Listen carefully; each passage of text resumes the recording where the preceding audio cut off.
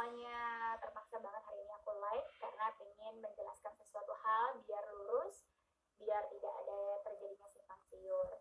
Nah, terkait dengan kejadian hari ini yang juga jujur membuat saya shock sekali, kaget sekali.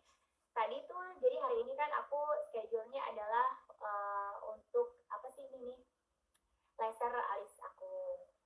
Pada saat di jalan pulang, harusnya aku janjian dengan Kak Fitri, tiba-tiba adik aku telepon gitu. Pada saat adik sepupu aku telepon, si Putri ini telepon aku, kata Putri, Kak tolong nih anak aku lagi nangis-nangis, anak bayi dia lagi nangis-nangis. Terus dia bilang, ini ada orang ngaku polisi, katanya gitu. Terus aku bilang, ada apa?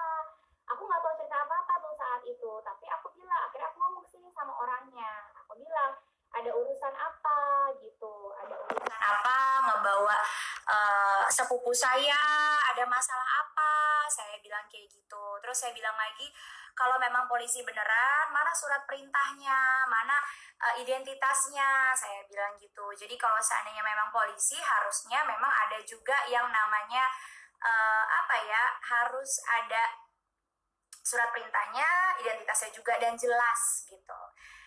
Oke, ini ada yang nanya suaranya kecil. Udah jelas belum suaranya sekarang? Udah jelas belum? Oke. Nah, terus sudah gitu, aku akhirnya kan marah dong, karena memang adik aku bilang, katanya gitu, aku lagi nyusuin si anaknya dia itu nangis-nangis gitu, dan akhirnya dia lagi masuk ke belakang, bagian paling belakang mobil untuk nyusuin anaknya. Tiba-tiba ada oknum yang mengaku polisi ini, yang ternyata seorang kameramen ini dan satu orangnya lagi itu masuk memvideo adik saya. Si kameramen ini videoin adik saya lagi menyusui yang dimana payudaranya terlihat. Dia marah dong, sebagai perempuan dia merasa dilecehkan, itu nggak benar gitu.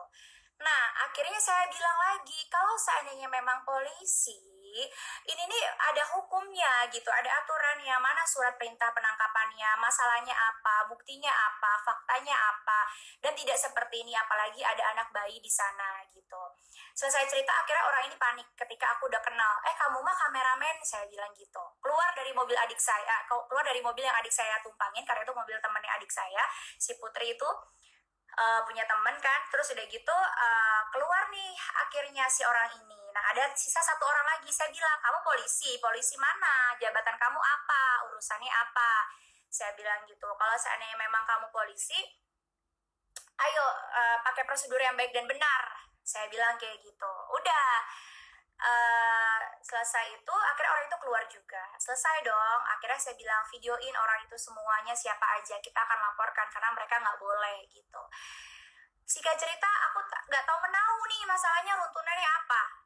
Tiba-tiba aku tadi dengar ada voice kiriman dan lain sebagainya. Nah, jadi akhirnya aku tanya lagi ke adik sepupu aku itu, si Putri. Put, ini ada apa Putri? Kok permasalahannya jadi seperti mengarahkan ke aku? Aku tidak pernah melakukan apa-apa. Dijelaskan lagi akhirnya oleh si Putri. Putri bilang, jadi gini Kak, beberapa waktu lalu itu karena orang tahu kakak itu adalah kakak sepupu aku, semua orang itu berdatangan. Memang itu wajar sih, datang juga ke aku, soalnya banyak sekali orang-orang yang berdatangan juga ke aku memberikan bukti-bukti tentang masalah orang ini. Tapi aku tidak mau bahas sama sekali karena menurut aku itu adalah aib orang, aku nggak mau buka dan lain sebagainya. Jadi kalau aku dibilangin mau menjebak itu totally salah, tidak pernah sama sekali. Tapi si adik sepupu aku ini didatengin sama temannya, yang aku temennya ya, tapi kita nggak pernah tahu, mungkin musuh dalam selimut, nggak ada yang tahu. Jadi temennya ini datang ke adik sepupu aku, bilang, Putri, katanya gitu, Put, kebetulan adik sepupu aku namanya Putri juga. Jadi Put, ini gue ada bukti nih, katanya gitu, bahwa ternyata si orang yang lagi berantem sama kakak kamu itu bahaya banget, katanya gitu. Dia itu maaf banget, isunya sudah santer di Palembang bahwa dia itu suka memakai perempuan nakal atau menyewa perempuan di mucikari. Itu isu yang beredar, kata si temennya si Putri ini, temennya sepupu aku. Nah, terus dia bilang lagi, iya, yang lebih parahnya lagi, dia tuh jahat banget. Kenapa? Kata sepupu aku ini, dia itu suka mencari anak-anak yang masih, maaf banget, perawan, isunya begitu. Katanya nanti dia berani bayar berapapun untuk mendapatkan perawan itu. Shock dong sepupu aku, masa sih, ada buktinya nggak? Nah, tiba-tiba diajaklah sama oknum ini yang mau menjebak si Putri, sebenarnya sepupu aku yang dijebak gitu. Jadi dijebak, dia bilang gimana nih, gue mau kasih tahu nih mucikarinya. Akhirnya si sepupu aku ini kan terpancing gitu ya, kalau emang ada bukti dan faktanya nggak apa-apa. Terus temennya ini emang dari sebelum-sebelumnya udah nanyain dapat apa gitu. Dan kalian bisa dengar sendiri dari rekamannya bahwa semua pertanyaan temannya itu memancing, dan yang menyebut nama aku itu adalah orang yang menjebak sepupu aku, bukan sepupu aku. Jadi sepupu aku tidak menyebutkan nama aku sama sekali gitu. Di sini justru menurut aku adik aku korban dijebak gitu ya kan. Padahal informasinya. Tapi di luar itu semua, kalau kita mau bicara fair, kalau kita mau bicara sesuai fakta, menurut aku ya, pertama, kalau memang isu itu tidak benar, kenapa harus panik dan kirim kameramen serta oknum-oknum lainnya yang lebih dari 5 orang laki-laki untuk persekusi adik sepupu aku?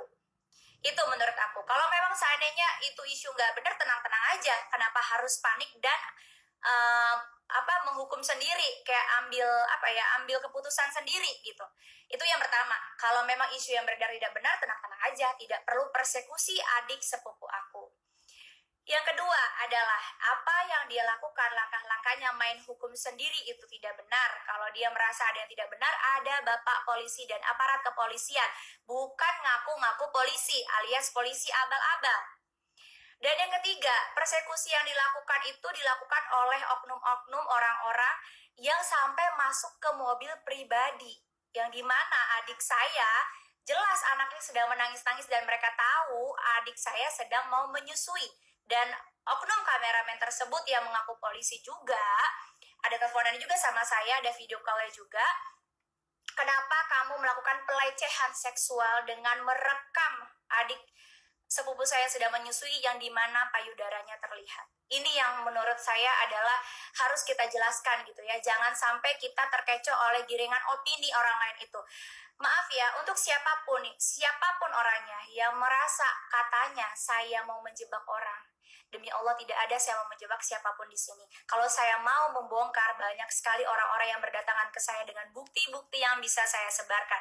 Tetapi tidak, saya tetap fokus dengan masalah fitnahan yang dia lakukan terhadap saya. Malah saya minta maaf terhadap korban-korban. Maaf ya, saya bilang gitu, mohon maaf sekali, saya belum bisa bantu kalian semua. Karena kalau kalian nggak berani speak up, ya saya tidak bisa apa-apa. Kalau kalian hanya mengandalkan saya speak up, nanti yang buruk siapa? Yang buruk adalah suami saya, yang buruk adalah agama saya, yang buruk adalah jilbab saya.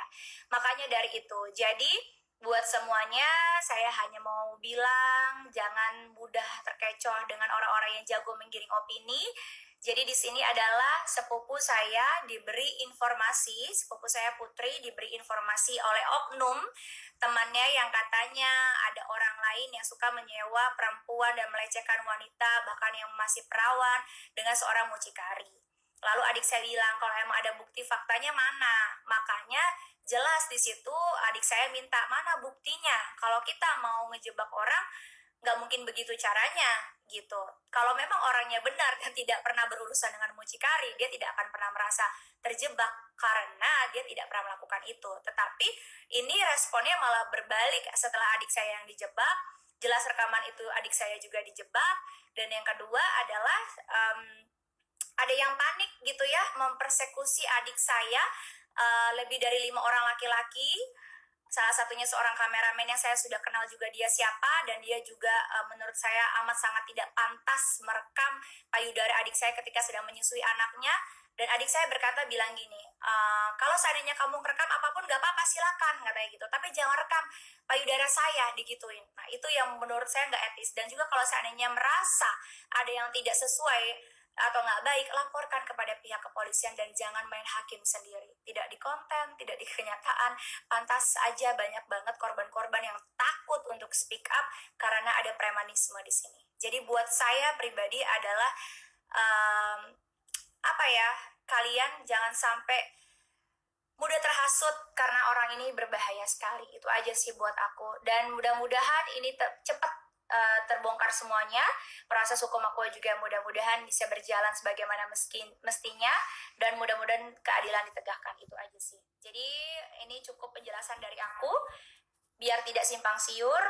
Jangan lupa semuanya, aku udah sholat maghrib. Terima kasih teman-teman yang udah ingetin. Yang teman-teman yang belum sholat maghrib, silakan sholat maghrib. Pada intinya jangan ikut campur dalam masalah ini. Tujuan saya menjelaskan sejelas-jelasnya agar tidak difitnah lagi, agar saya tidak menjadi korban fitnahannya lagi, karena saya tidak mau menjadi bulan-bulanan seenaknya dia, cukup korban-korban yang lain. Maka dari itu menurut saya kita sama-sama mengambil positif dari masalah ini, yaitu pertama jangan sampai main hakim sendiri, jangan main premanisme, jangan persekusi orang sembarangan, jangan bohong ngaku-ngaku polisi. Terus kalau memang seandainya kita benar gak usah takut gitu ya, gak usah ketar-ketir sampai harus mengerahkan preman-preman yang seperti itu. Jadi buat saya pribadi, ambil baiknya saja dalam masalah ini, buang buruknya, tidak perlu membuli siapapun, karena semua akan ada pertanggungjawabannya di dunia akhirat. Jangan sampai kita menjadi orang jahat karena orang jahat. Itu aja sih. Jadi cukup dengar, pahami, dan tidak usah ikut campur. Buat saya pribadi ya, nanti nggak ada keuntungan buat kalian. Itu aja, mau di pihak sana, mau di pihak sini, kalian tidak mendapatkan keuntungan apapun. Pada intinya dalam kasus saya ini, kita harus berani melawan orang-orang yang zolim, kita harus berani speak up orang-orang yang zolim agar tidak ada korban-korban yang lainnya.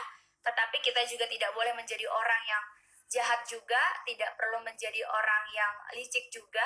Cukup kita mengucap aja dalam diri, na'udzubillah min dzalik. Dan semuanya jangan lupa ya baca istighfar dan bilang na'udzubillah min dzalik, jangan sampai kita menjadi orang yang zalim. Terima kasih semuanya. Wassalamualaikum warahmatullahi wabarakatuh.